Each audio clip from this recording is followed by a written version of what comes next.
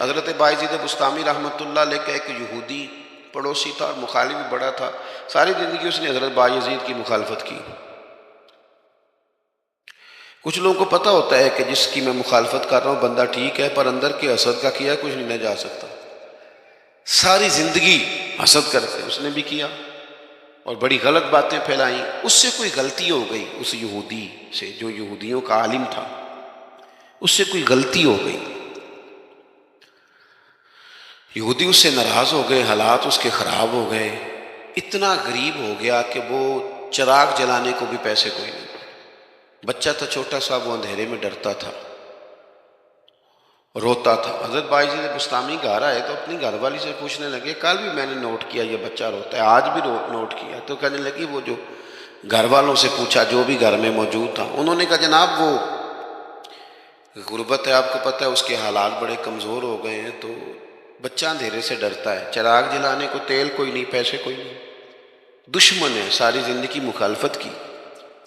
حضرت بایزید نے چراغ میں بتی بھی ڈالی، تیل بھی ڈالا، اس کے دروازے پہ دستک دی. وہ یہودی باہر آیا، آ کر کے آپ کی طرف دیکھا تو آپ نے نا اس کے بولنے سے پہلے فرمایا کہ پوری گلی اور چوک دیکھ لے، بندہ کوئی دیکھ نہیں رہا، اور تو مجھے جانتا ہے میں جھوٹ نہیں بولتا، میں بتاؤں گا بھی کسی کو نہیں. یہ تو چراغ رکھ لے تاکہ تیرا بچہ سو جائے، آرام سے وہ لیٹ جائے، میں کسی سے ذکر نہیں کروں گا، تیرا میرا راز رہے گا. اور میں نے رات کو میں آیا ہوں، دیکھ بھی کوئی نہیں رہا.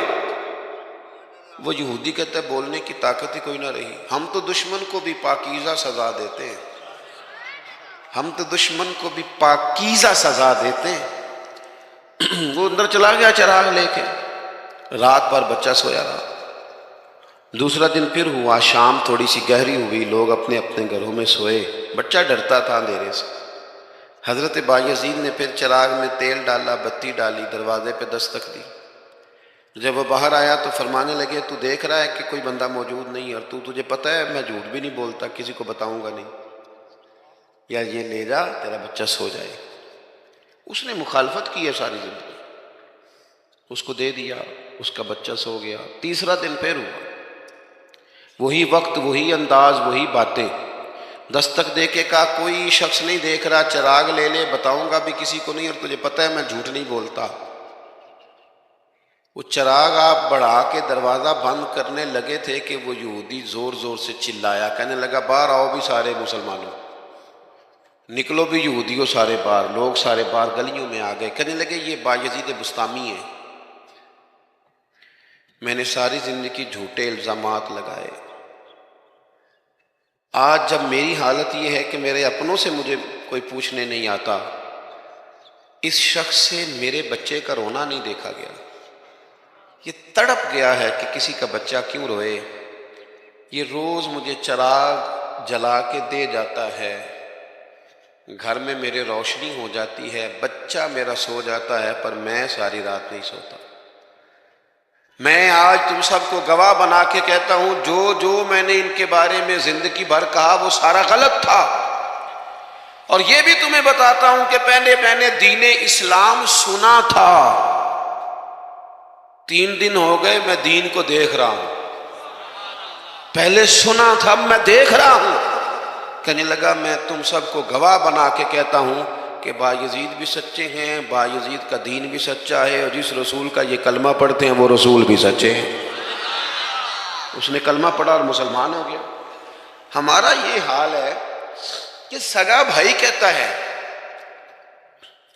کہ مجھے کارنر والا پلاٹ چاہیے، وہ پھر ساری باتیں یاد آ جاتی ہیں اس کو. کہتا ہے کارنر والا چاہیے چونکہ کام تو پہلا میں لگا سا، کمائی تو پہلے میں نے کی تھی، لہذا چھوٹا بھائی جو ہے وہ تو دیر سے آیا تھا تو اس کا تو حق ہی نہیں بنتا، وہ پیچھے جائے. اور کارنر والا پلاٹ یہ زیادہ دیر نہیں لگے گی، 20-25 سال گزریں گے. اس طرح آپ والد کو پریشان کریں، اس طرح آپ کے بچے آپ کو کریں گے، خدا نہ کرے. وہ بھی کہیں گے ابا یہ کارنر والا میرا ہے، تو کدھر سے آ گیا. تو حضور نے ہمیں اعلیٰ مقاصد، اعلیٰ اخلاق، اعلیٰ کردار، بڑی باتیں کرنے کا. ہمارے پاس بڑی کہانیاں ہوتی ہیں پر ساری اپنے حق میں، بڑے دلائل ہوتے ہیں پر سارے اپنے حق میں. بڑی باتیں آتی ہیں پر ساری. ہمارے ایک بزرگ کہا کرتے تھے میں ایسے بیوقوفوں کو جانتا ہوں جو کوئی چیز بھی پھینکے نا تو اپنے گھر میں پھینکتے ہیں، حالانکہ بولے بھلے بیوقوف اپنے گھر میں پھینکے. تھوڑی سی نا خود غرضی کی چادر اتاری جائے، بڑی سوچیں پیدا کی جائیں، بڑے مقاصد پیدا کیے جائیں. تھوڑا سا نا بندہ کسی کے لیے بھی کبھی دعا کرے، کبھی اس کی آرزو ہو کہ کسی اور کے حق میں بھی وہ خیر کا جملہ کہے